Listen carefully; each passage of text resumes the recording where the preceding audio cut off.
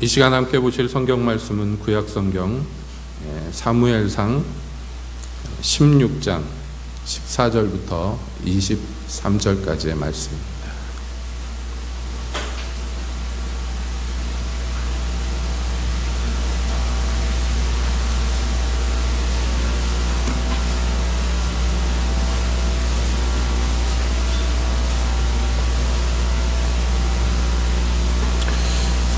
성경 말씀 사무엘상 16장 14절부터 23절까지 함께 보시겠습니다.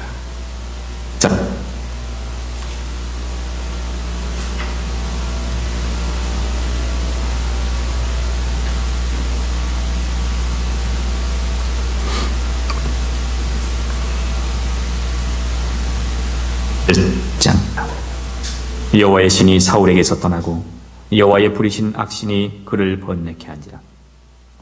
사울의 신하들이 그에게 이르되 보소서, 하나님의 부리신 악신이 왕을 번뇌케 하온즉 원컨대 우리 주는 주의 앞에 모시는 신하에게 명하여 수금 잘 탈 줄 아는 사람을 구하게 하소서. 하나님의 부리신 악신이 왕에게 이를 때에 그가 손으로 타면 왕이 나으시리이다. 사울이 신하에게 이르되 나를 위하여 잘 타는 사람을 구하여 내게로 데려오라. 소년 중 한 사람이 대답하여 가로되 내가 베들레헴 사람 이새의 아들을 본즉 탈 줄을 알고 호기와 무용과 구변이 있는 준수한 자라. 여호와께서 그와 함께 계시더이다.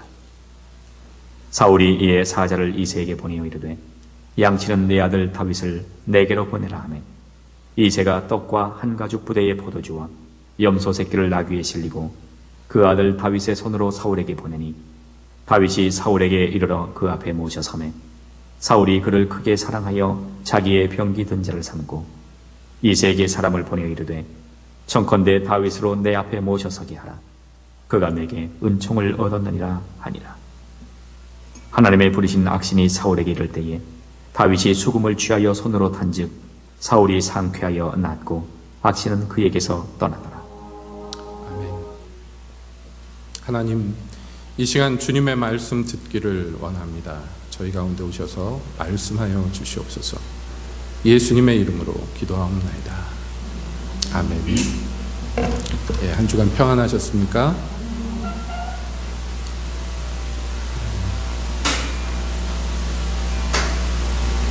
저만 덥나요? 다 더우세요?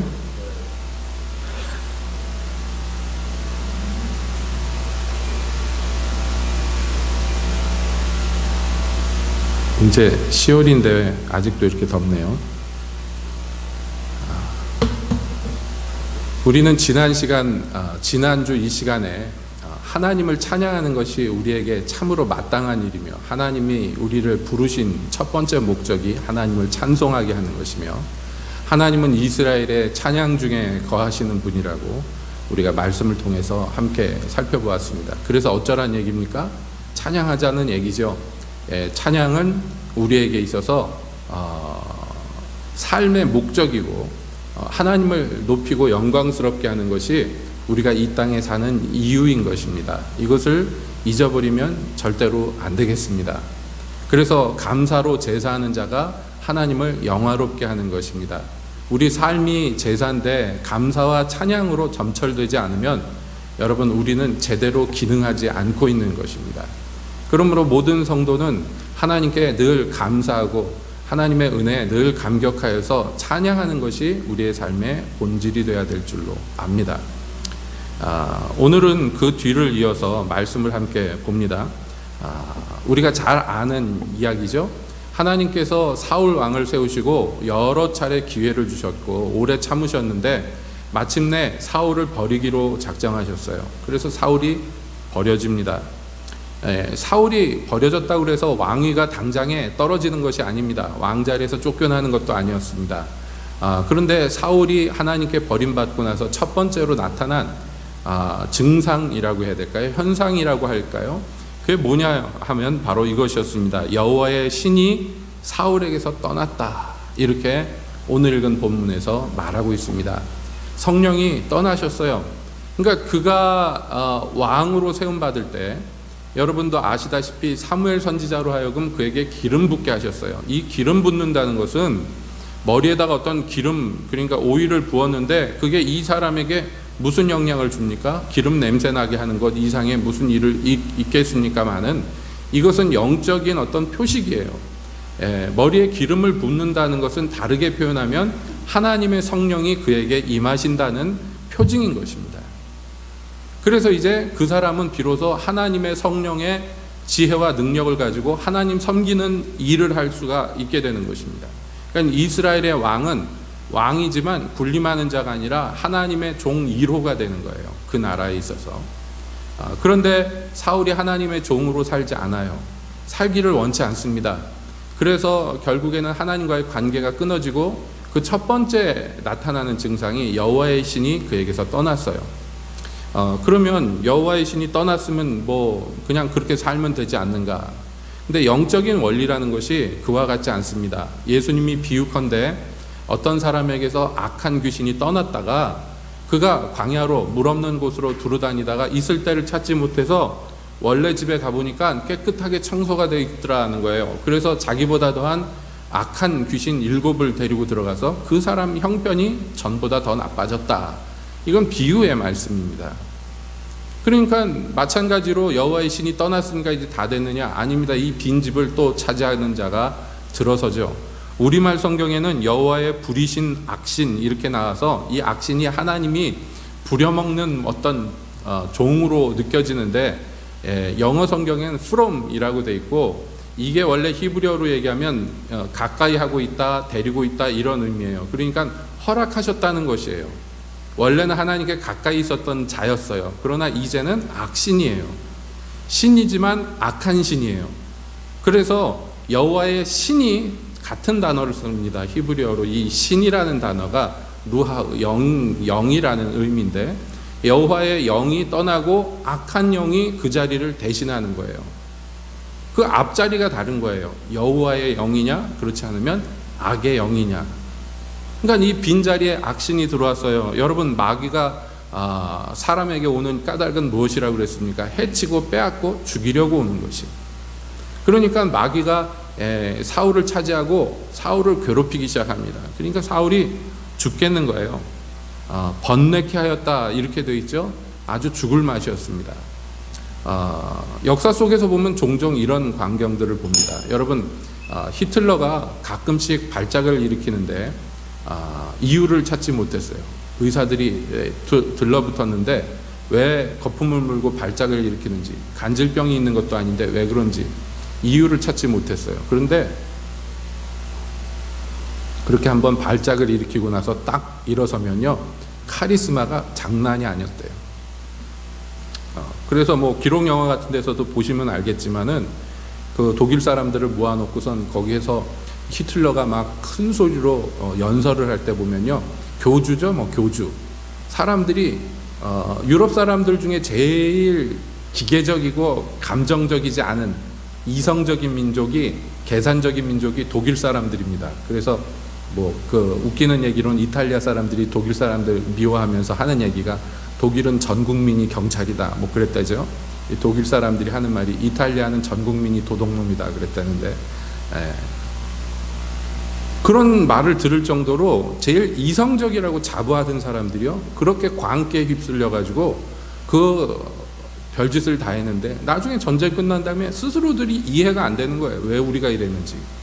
그래서 더 깊은 후회가 있는 것이겠죠. 아무튼 간에 이렇게 악한 영이 사람을 휘어잡으면 이러한 일들이 종종 일어납니다. 그러니까 사울은 점점 악해지죠. 이 악한 영에게 괴롭힘을 받을수록 점점 악해집니다. 자, 이것은 고칠 방도가 없어요. 고칠 방법이 없습니다. 그래서 어떻게 해야 되겠는가 회의를 했는데 그 신하들 중에 지혜로운 자가 있었나 봐요. 뭐라고 얘기하느냐 하면 원컨대 우리 주는 주의 앞에 모시는 신하에게 명하여 수금 잘 탈 줄 아는 사람을 구하게 하소서.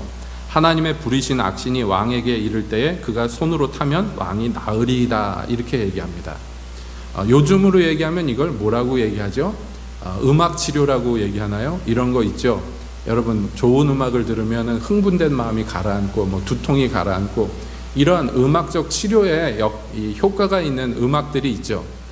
반대의 음악들도 있습니다만은 히틀러가 얘기가 나왔으니까 하는 얘기지만 여러분 히틀러가 그렇게 바그너라는 작곡가의 음악을 그렇게 좋아하고 바그너가 유명한 그 히틀러 추종자였죠. 그래가지고 나중에 미군들이 그 나오는 영화 지옥의 묵시록에 보면 베트남에서 폭격할 때 헬리콥터 부대가 무기를 싣고 막 가면서 일부러 스피커로 이 바그너의 음악을 웅장하게 틀어주면서 갑니다. 들으면 공포감을 느끼라고, 베트공들이 공포감을 느끼라고. 그런 다음에 막 갔다가 폭탄을 들이붓는 장면들이 나왔는데 그게 공연이 그런 게 아니라 무슨 이유가 있는 것이죠. 아무튼 음악에는 어떤 힘이 있습니다. 거기에 대해서 상식적으로 알고 있던 신하들이 지금 조언을 한 것이에요. 좋은 음악을 틀면, 좋은 음악을 연주하면 그 악신에게 그 괴롭힘 당하는 것이 완화될 것이다. 그래서 왕이 나으시리이다 이렇게 얘기해요. 왕이 나으시리이다. 그런데 그 말을 들어보니까 맞는 것 같아요. 그래가지고 그렇게 연주 잘하는 자가 누가 있느냐 했더니 그 의견들이 나왔는데 베들레헴 사람 이새의 아들 다윗 얘기죠. 그가 추천을 받습니다. 그래가지고 다윗을 불러옵니다. 아버지 집에서 불러와가지고 그래가지고 다윗이 사울 앞에 섰는데 사울이 그를 보고 사랑하였다. 사실은 이전에 사울이 다윗을 본 적이 있었죠. 골리앗과 싸울 때 이미 다윗을 만난 적이 있었습니다.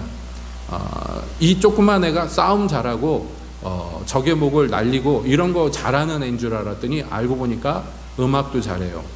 그래가지고 마음에 얼마나 들었는지 병기 든 자를 시킵니다. 이거는 이제 고대 사회에서의 장수들에게는 항상 종자들이 있는데 뭐 하는 거냐면 주인의 무기를 들고 옆에 서 있는 거예요. 그래가지고 주인이 필요한 무기를 즉각 그 짐에서 꺼내가지고 주는 것입니다. 나중에 보면은 이런 것들이 이제 기사들이 가면 그 기사 종자가 있죠. 견습 기사들이 옆에 있어서 기사들을 쫓아다니면서 한두 명이 아니죠. 몇 사람이 이 무기와 갑옷을 들고 다니다가 전쟁터에 나오면 그것을 이제 말하자면 매니저가 하듯이 요즘에 그런 일들을 하는 것을 이제 옛날에는 어린 종자들에게 시켰는데 아무나 시키는 게 아니에요. 얘네들도 뭔가 앞으로 장군이 기사가 될 제목들에게만 이것을 시키는 것입니다. 그래서 졸제 시골뜨기 다윗이요 왕의 옆에 모셔둔 소년 중에 하나가 되었는데 이 아이는 무기만 들고 다니는 것이 아니라 더 중요한 역할을 합니다. 그 중요한 역할은 바로 처음에 목적했던 바죠. 하나님의 부르시는 악신이 사울에게 이르면 다윗이 수금을 취하여 손으로 탄즉 사울이 상쾌하여 낫고 악신은 그에게서 떠나니라. 이렇게 성경은 얘기합니다. 우리가 잘 아는 얘기예요. 그런데 오늘 우리가 이 본문의 말씀을 함께 살펴본 것은요, 여러분 분명히 아셔야 되는데 다윗을 처음에 데려올 때 신하들이 목적한 것은, 의도한 것은 뭐냐 하면 이 두통을 가라앉히고 마음을 진정시키고 하는 의미에서 이런 연주 잘하는 연주가를 불러오라 한 것이었어요. 근데 실제로 다윗이 와가지고 연주를 할 때 어떤 일이 일어났느냐 하면 물론 처음에 의도한 대로 사울이 상쾌하게 되었어요. 그 고통, 아파하는 것이 쉬이 나아져 버렸습니다. 그런데 그것은 마음이 진정되거나 흥분이 가라앉아서 그런 것이 아닙니다. 이유를 뭐라고 얘기하느냐 하면 악신이 그에게서 떠났기 때문이다. 이렇게 얘기해요. 즉 다윗이 무엇을 연주하는 동안에 사울에게 붙어있던 악령이 떠났다는 거예요. 그러니까 당연히 이 악신이 갖고 왔던 고통도 같이 떠난 것이에요. 그러니까 처음에 의도와 다른 굉장한 일이 사실은 일어난 것입니다. 여러분 예수님이 이 땅에 오셔가지고 이 기적을 행하실 때 사람들이 오 했지만 가장 놀랐던 것이 무엇이었냐면 귀신이 쫓겨나가는 것이었어요. 왜냐하면 다른 여타의 기적들과 흡사한 일들은 구약 성경에 기록이 되어 있었는데 조상들에게 내려오는 얘기 중에 있었어요. 기적을 행하는 선지자들에 대한 이야기들은 있었는데 누가 명령했더니 귀신이 떠났다 이런 전례가 없는 거예요. 예수님이 오셨을 때 빼고는요. 그러니까 사람들이 놀라서 예수님을 보고 뭐라 그러냐면 이게 뭐냐 막 그러다가 크고 능력 있는 복음이다 이렇게 얘기했어요. 무엇인가가 일어났어요. 이게 뭔지는 잘 모르겠는데 그래서 이 사람이 하는 게 뭔가 다르구나. 그래서 예수님의 별명을 다윗의 자손이라고 부르기 시작하는 계기가 됐습니다. 왜냐하면 구약 성경을 통틀어서 그와 비슷한 일이 일어난 예가 한 번 있었는데 그게 이 다윗의 일이었어요. 다윗이 수금을 탈 때 그냥 일반 곡을 연주했겠습니까? 찬양했겠죠. 그랬더니 악신이 떠났어요. 물론 이 악신이 떠나서 다시 돌아오지 않은 것은 아니에요. 좀 이따 또 오면 또 연주하고 또 오면 또 연주하고 해야 됩니다. 그런데 예수님이 하시는 일과 비교해서 어디 비유할 데가 없는 거예요. 그러니까 과연 이 사람이 다윗의 자손이 맞구나. 다윗이 한 일보다 더 큰 일을 하는구나. 사람들이 놀랐던 것입니다. 왜냐하면 여러분 가볍게 생각할 게 아니에요. 마귀가 어떤 사람의 말을 듣고 복종했다는 게 이게 보통 일이 아닙니다. 왜냐하면 마귀는 원래 불복종하는 자예요. 하나님께 불복종하는 자가 마귀입니다. 그런데 그 마귀가 사람의 말을 들어요. 어떤 인간의 말을 들어요. 이건 어떻게 된 일입니까? 그래서 예수님을 미워하는 무리들이 꾸며낸 얘기가 뭐였느냐면 이런 일들이 일어나는 거 보니 저 인간이 귀신의 왕 바알세불의 능력으로 귀신들을 쫓아낸다 이렇게 해석을 했어요. 예수님이 한 일을 악평을 했어요. 예수님이 거기에다가 반박하시죠. 세상에 일반 세상 나라도 그 안에서 지들끼리 싸우면 나라가 어떻게 서겠느냐는 거예요. 어떤 나라 왕이 자기 신하들을 왜 애꿎은 신하들을 내쫓겠어요? 귀신의 왕이 왜 귀신을 괴롭히겠냔 말이에요. 비상식적이죠? 그러면서 하시는 말씀이 말로써 인자를 회방하는 것은 용서를 받지만 성령을 회방하는 것은 용서받지 못한다. 그러면서 단호하게 말씀하시기를 지금 귀신 들렸다가 귀신이 떠나간 사람을 앞에 두고 하는 말이에요. 이 사람에게 붙었던 귀신이 떠나간 것이 너희가 보았다면 하나님의 나라가 이미 너희 중에 임하였느니라 그랬어요. 이게 하나님의 나라가 도래했다는 확고부동한 증거라는 거예요. 귀신이 떠났다는 것은.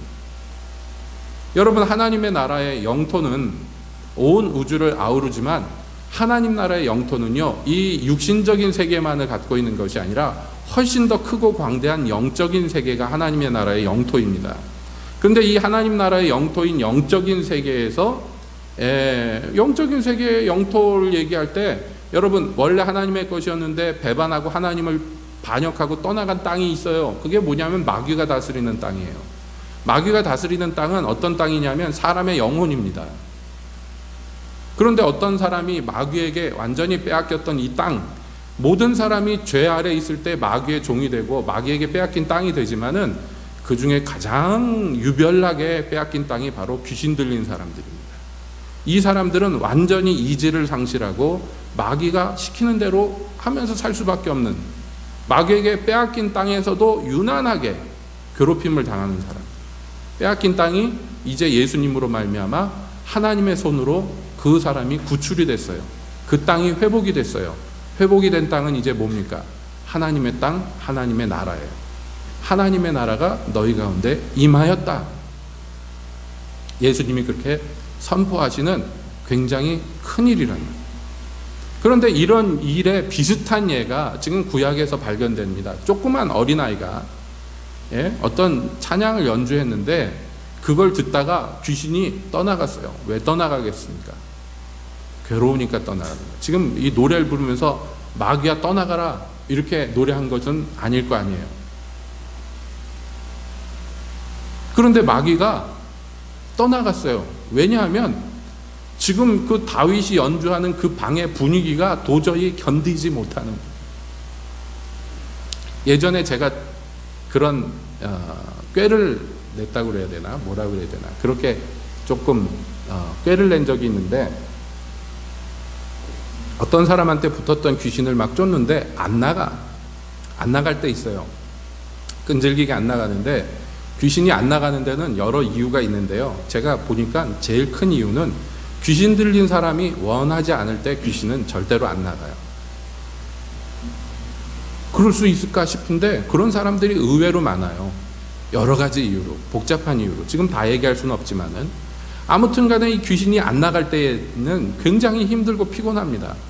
밤새 기도하는데 안 나가라 그러는데 안 나가. 엉엉 울면서 나가라 그러면 네 그래 놓고 안 나가. 말을 안 들어. 죽어라고 안 들어. 그러면 뭐라고 그러냐면, 그래 너 나가나 안 나가나 보자. 일단 내가 밥을 먹고 나서 또 할 거니까 잠시 기다려.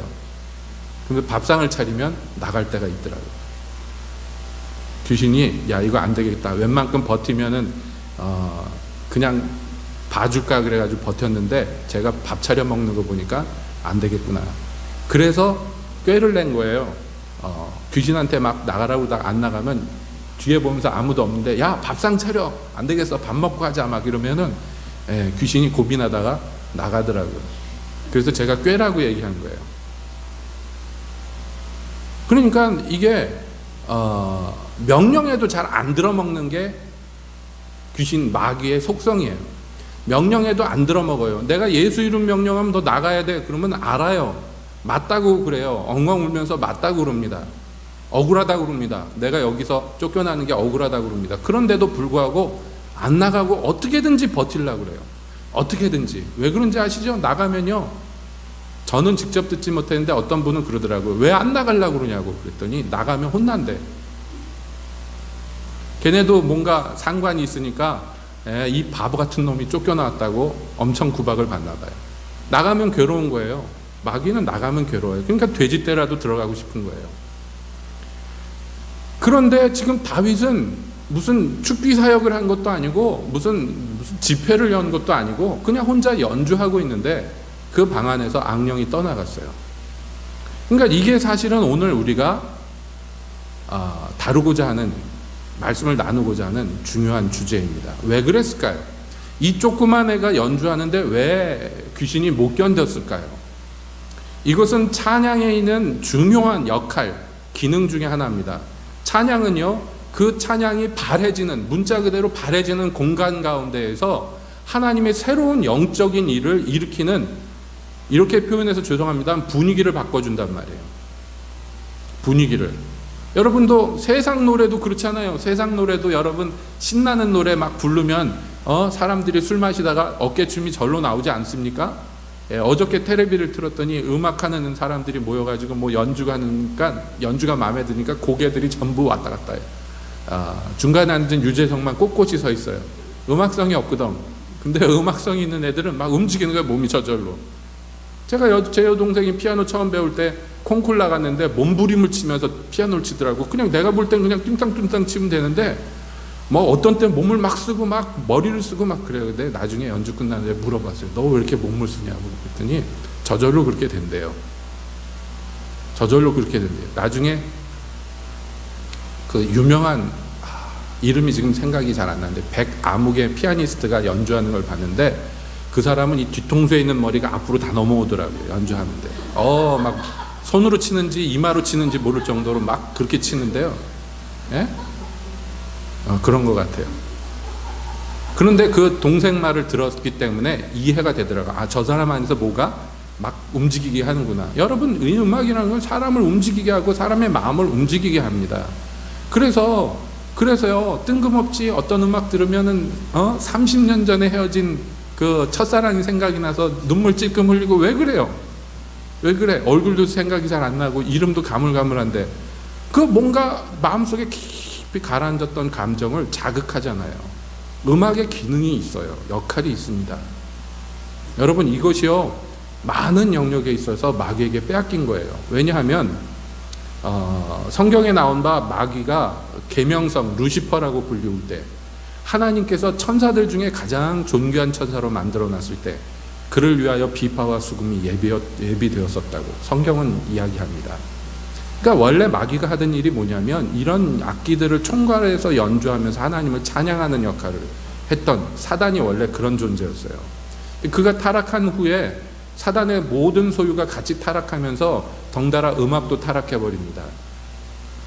그래서 세상 음악이요, 많은 부분에서 그냥 전향한 음악 말고 보통 세상에서 대가라고 불리는 사람들의 음악들 중에 보면요, 영적으로 뭔가 분위기를 만들어내는 음악들이 상당히 많고, 그걸 목적으로 만들어내는 음악도 굉장히 많습니다.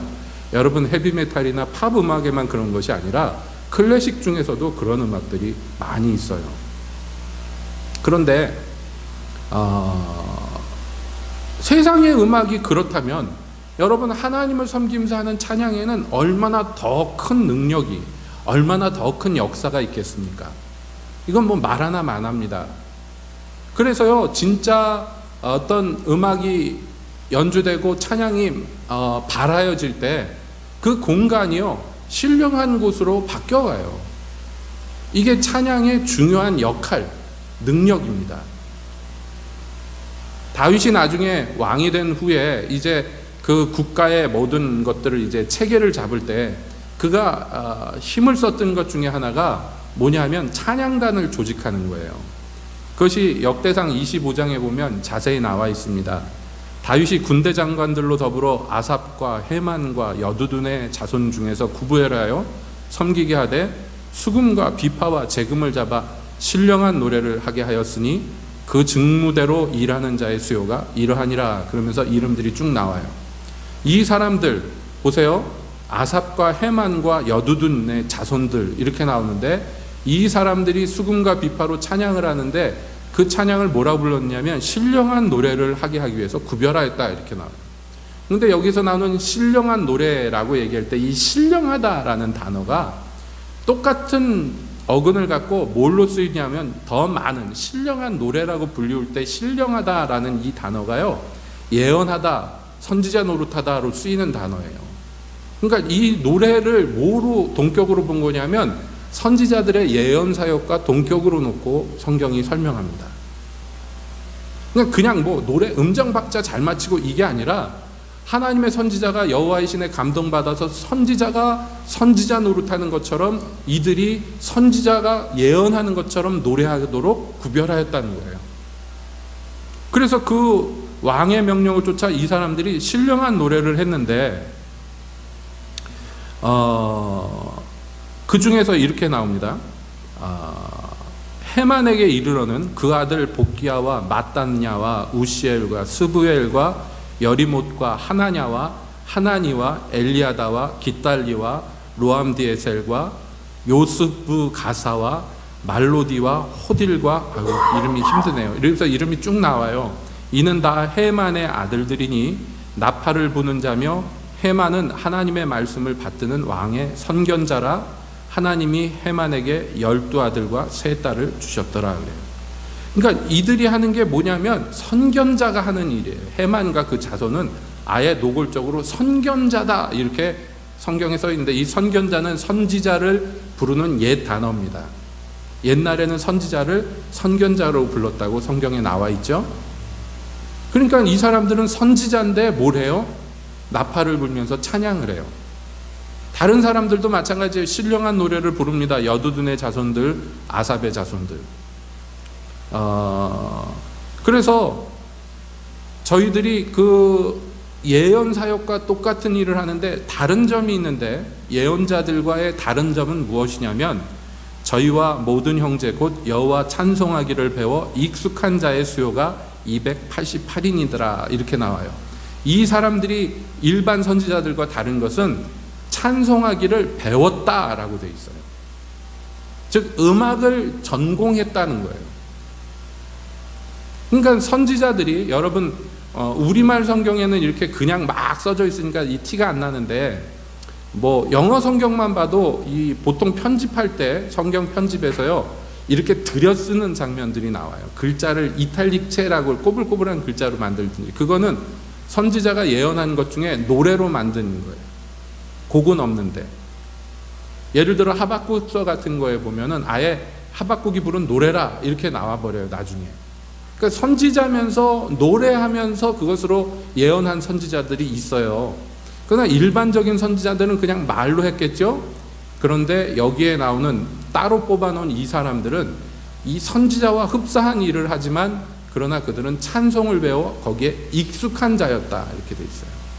그리고 그뿐만 아니라 이 사람들이 3교대로 돌아가면서 아무 일도 하지 않고 자기가 찬양할 때 빼고는 뭘 하느냐 하면 연구했다 이렇게 돼 있어요. 어떻게 하면 더 공교하게 찬양할 수 있을까 연구했다.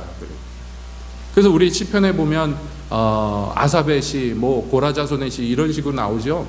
많은 시편을 작사했고 작곡했단 말이에요. 그런 것들을 만들어서 하나님을 찬양하는데 그 찬양이 무엇이었느냐? 신령한 노래였다. 이렇게 성경은 묘사하고 있어요. 그러니까 이 신령한 노래가 왜 필요한지 아시겠습니까? 신령한 노래가 발하여질 때 이것은 선지자가 육성을 하는 것보다 더 효과적으로 그 하나님 섬기는 공간을 점유해버립니다. 이 기름 부음이라는 것이 점유해버려요. 그래서 거기에서 하나님을 온전히 제대로 섬기게 합니다. 특히 부흥의 시기에 이런 보고들이 많이 있죠. 하나님의 성령이 강하게 임재할 때 많은 경우에 죄인들이 무슨 특별한 일이 없었는데 그 예배당 문턱을 넘어설 때 그냥 회개하고, 많은 경우에 병인들이 그 건물 안에 들어가자마자 치유되고, 이런 일들이 굉장히 많습니다. 왜냐하면 그 건물을 현재 그 주님의 임재와 기름 부음의 신령한, 죄송한 표현이지만 이해를 돕기 위해서 얘기하지만 분위기가 압도하고 있기 때문에, 가득하기 때문에, 이것을 때때로 하나님이 눈으로 보여주실 때 성경은 뭐라고 그러냐면 여호와의 영광이 연기처럼 그 성전 안에 가득했다라고 묘사합니다. 연기가 가득했죠. 옹기점에서 나오는 그 가마솥에서 나오는 그 연기처럼 가득한 것이 이 집에 가득했을 때 아무도 거기서 하나님 섬기면서 서서 섬길 수 없어서 다 엎드려서 하나님을 섬깁니다. 이게 하나님의 영광의 임재예요. 예. 이것을 돕는, 아니 이것을 주도하는 역할을 성경에서는요, 찬양이 많은 경우에 이것을 합니다. 여러분, 엘리사가 예언을 해야 되는데 지금 예언할 마음이 아니에요. 왜냐하면 이 이스라엘 왕이 너무 악인이라 화가 부글부글해. 예언은 해야 되겠는데, 그러니까 어떻게 하느냐? 수금 타는 자를 불러오라. 옆에서 그래서 찬양 연주를 시키고, 그 다음에 이제 어느 정도 지난 다음에 예언하는 장면이 있습니다. 이와 같이 이 찬양에는 중요한 기능이 있어요.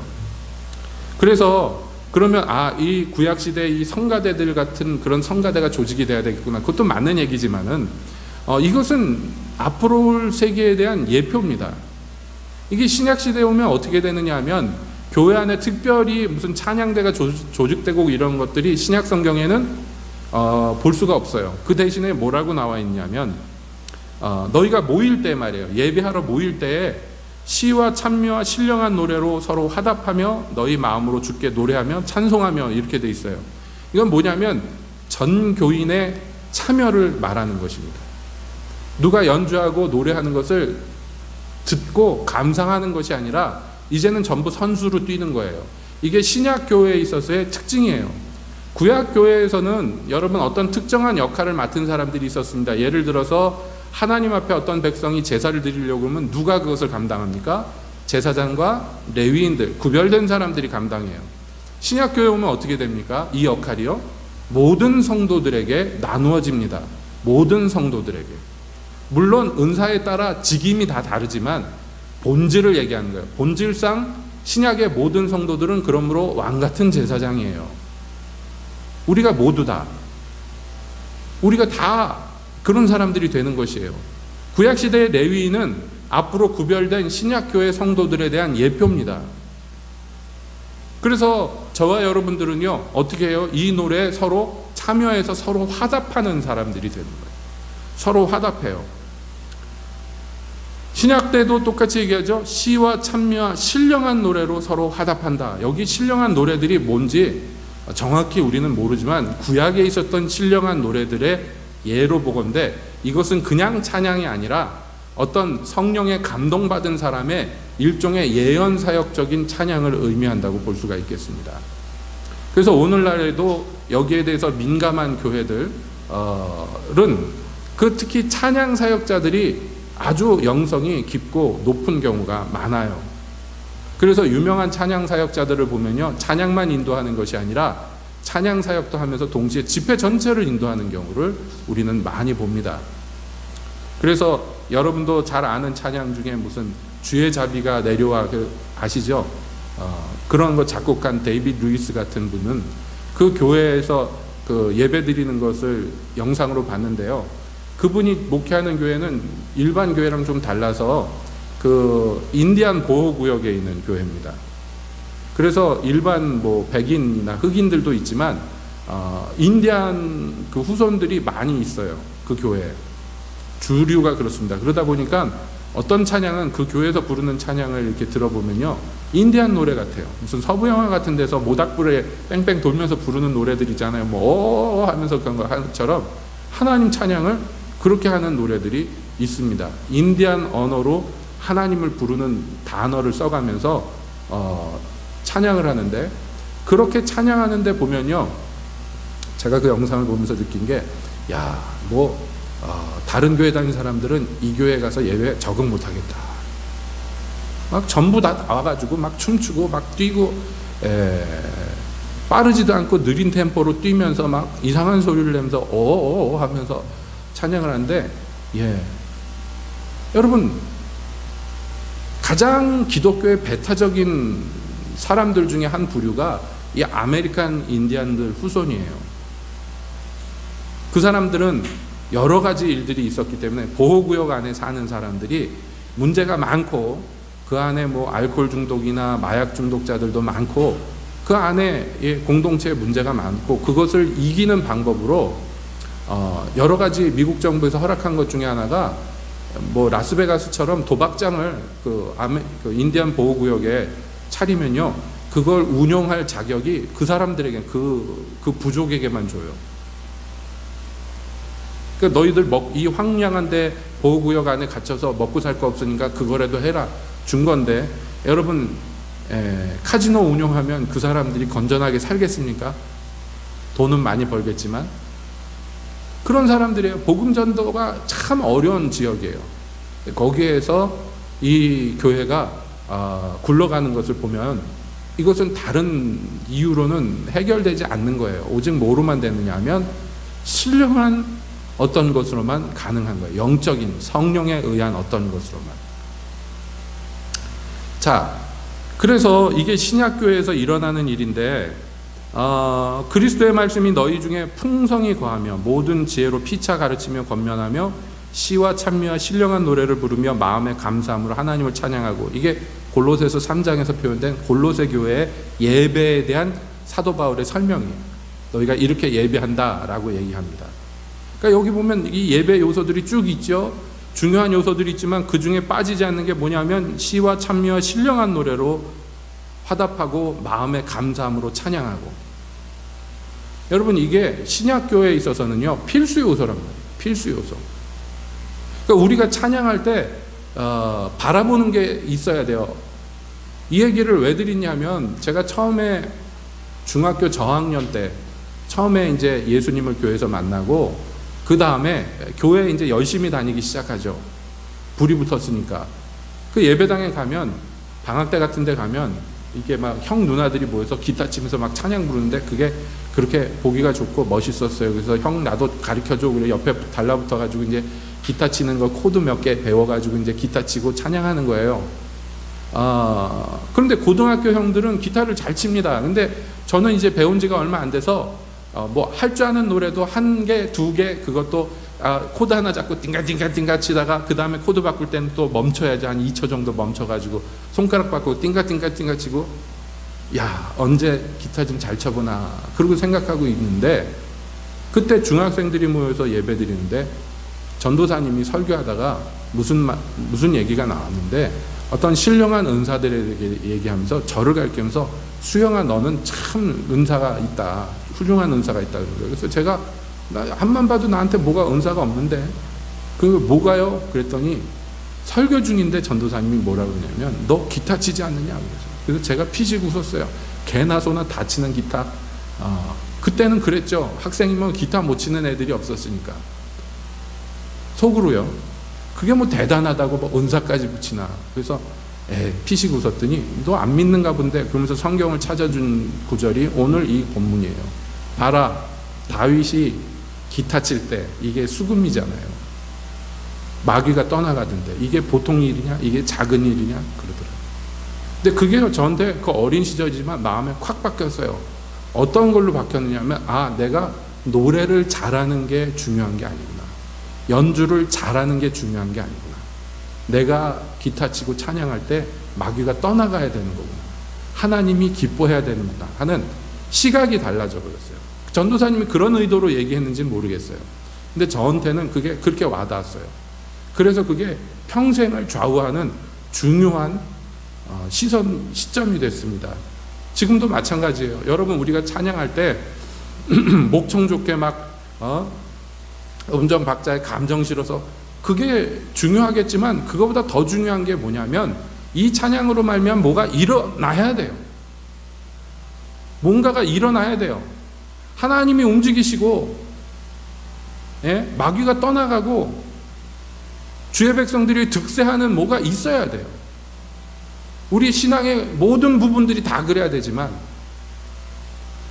오늘 우리는 이 찬양에 대해서 그것을 깨달아야 된다.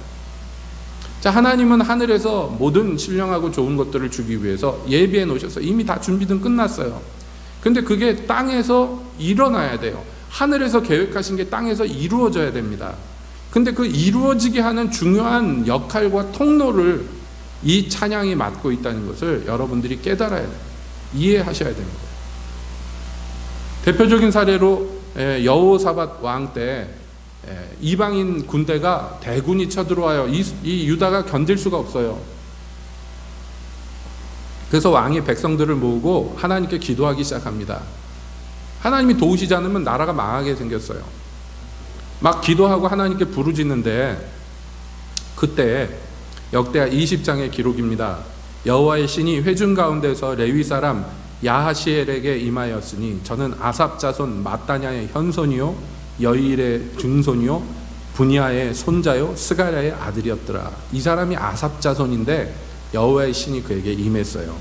야하시엘이 가로되 온 유다와 예루살렘 거민과 여호사밧 왕이여 들을지어다. 여호와께서 너희에게 말씀하시기를 이 큰 무리로 인하여 두려워하거나 놀라지 말라. 이 전쟁이 너희에게 속한 것이 아니요 하나님께 속한 것이니라. 그러면서 그들에게 하나님의 말씀을 대언하여 내일 너희는 마주 내려가라. 저희가 시스고개로 말미암아 올라오리니 너희가 골짜기 여기 여루엘 들 앞에서 만나리라. 이 전쟁에서 너희가 싸울 것이 없나니 항오를 이루고 서서 너희와 함께한 여호와가 구원하는 것을 보라. 유다와 예루살렘아 너희는 두려워하며 놀라지 말라. 내일 저희를 마주 나가라. 여호와가 너희와 함께하리라 하셨느니라. 이렇게 주의 말씀 대언했는데 백성들이 그 말을 듣고 다 허리를 숙이고 하나님의 말씀에 아멘하고 그리고 일어나 가지고요. 뭐 했느냐 했더니 그핫 자손과 고라 자손에게 속한 레위 사람들은 서서 심히 큰 소리로 이스라엘 하나님 여호와를 찬송하니라. 지금 아무것도 안 일어났어요. 그냥 선지자 한 명의 메시지만 전달됐어요. 근데 이 백성들이 그것을 믿었어요. 믿고 그 감동과 감격이 솟구쳐 올라서 그래서 이 찬양대들이 서가지고 큰 소리로 목청껏 하나님을 찬양하기 시작합니다. 그리고 백성들이 일찍이 일어나서 그 다음날 명령한 대로 드고아들로 나가는데 나갈 때 여호사밧 왕이 말합니다. 너희는 여호와를 신뢰하라. 그리하면 견고히 서리라. 그 선지자를 신뢰하라. 그리하면 형통하리라. 그런 다음에 백성들과 함께 의논했는데 일치단결로 이들이 뭐라고 그랬느냐? 주님이 뭐라고 그랬어요? 너희는 싸울 일이 없다 그랬잖아요. 그래서 이들은 이미 승리를 받아들였어요. 주님의 말씀을 받아들였어요. 그래가지고 노래하는 자들을 택하여서 거룩한 예복을 입히고 군대 앞에서 행하여 여호와를 찬송하여 이르기를 여호와께 감사하세 그 자비하심이 영원하도다 하면서 전진했어요. 전쟁터를 향해서. 인류 역사상 전례 없는 경우입니다.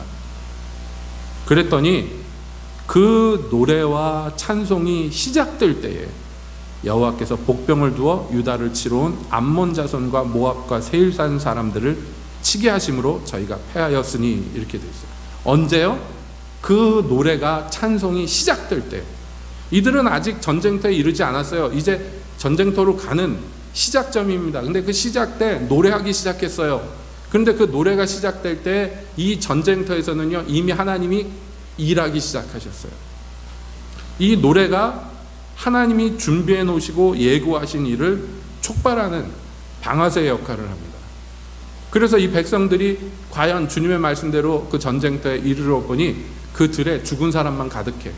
약탈물만 가득해요. 화살 한 대 쏘지 않고 칼 한 번 휘두르지 않고 전멸한 적군을 맞이하게 되는 것입니다. 이것은 물론 그들이 하나님께 간구하였고 선지자의 말을 믿었고 그리고 감사했고 하는 모든 요소들이 다 들어있지만 이 요소들이 뭘로 표현되느냐 하면 찬양으로, 노래로 표현되어 있어요. 그러므로 여러분, 이 찬양이라는 게 이렇게 중요한 역할을 합니다. 우리가 지난주에도 말씀을 보았지만 이스라엘의 찬양 중에 거하시는 여호와여, 그런 다음에 시편 기자가 말합니다. 내가 회중 가운데 선포한 대로 주께 서운한 것을 갚으리이다. 이렇게 얘기해요. 그럼 무슨 얘기냐 하면 회중 가운데에서 찬양을 한 거예요. 혼자 마음속으로 한 게 아니에요. 큰 소리로 하나님을 찬양하면서 하나님께 무엇을 하겠다고 약조를 했어요. 내 찬양이, 내용이 그랬단 말이에요. 내가 그것을 이제 회중 가운데서 갚을 것입니다 하고 하나님을 찬송합니다. 그러니까 이 뭐예요? 찬송은 감춰지는 것이 아니라 내 안에 있던 어떤 것이 기름 부음이 밖으로 폭발하여 나오는 것이고 그 폭발하여 나온 대로 행하는 거예요. 여기 이 백성들이 하나님께 감사하고 선지자의 말을 듣고 마음에 흐뭇하고 위로를 받고 그 다음날 다시 근심하고 걱정하고 창칼을 차고 나갔다면 얘기가 달라지는 건데, 이 사람들은 자기들이 하나님께 고백한 대로 그렇게 찬양하면서 하나님 신뢰하면서 나갔단 말이에요. 여러분, 그러므로 우리 가운데 이제 하나님을 섬기는 법도 가운데에 우리의 찬양이 이제 나아갈 목적을 여러분 분명히 마음에 새기시길 바랍니다. 아주 저 끝에 있는 목적이야 당연히 하나님께 영광 돌리고 하나님을 높이는 것이겠죠. 그런데 당면한 우리의 이 한 걸음 한 걸음 나아가는 것은 무엇이냐? 주를 높이는 이 가운데에서 마귀는 견딜 수 없고, 그리고 하나님은 기뻐하시는 어떤 것이 이 공간 안에 가득하도록 만들어야 돼요. 이건 쉽지 않은 일입니다. 여러분, 이게 쉽다면 예배가 얼마나 쉽겠습니까? 쉽지 않아요. 그렇게 되기 위해서 찬양하는 자들이 하나님 앞에 바로 서야 되고, 믿음의 고백이 그 입술에 있어야 되고, 마음 깊은 곳에 하나님께 대한 감사가 차올라야 될 줄로 믿어요. 그러니까 우리가 예배 드리러 올 때 좀 준비하고 나왔으면 좋겠어요. 하나님께 이것을, 내 마음을 온전히 올려드릴 수 있는 준비, 이런 것들로. 여러분, 우리가 합심해서 이렇게 나왔을 때 이 찬양으로 시작해서 뭔가가 일어납니다.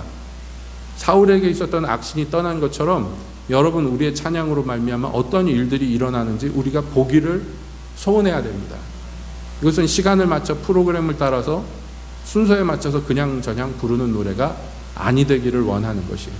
이것으로 하나님이 기뻐하시고 또 우리 중에 하나님의 역사가 실제로 나타나는 것을 보게 되기를 예수님의 이름으로 소원하며 축복드립니다. 기도하겠습니다.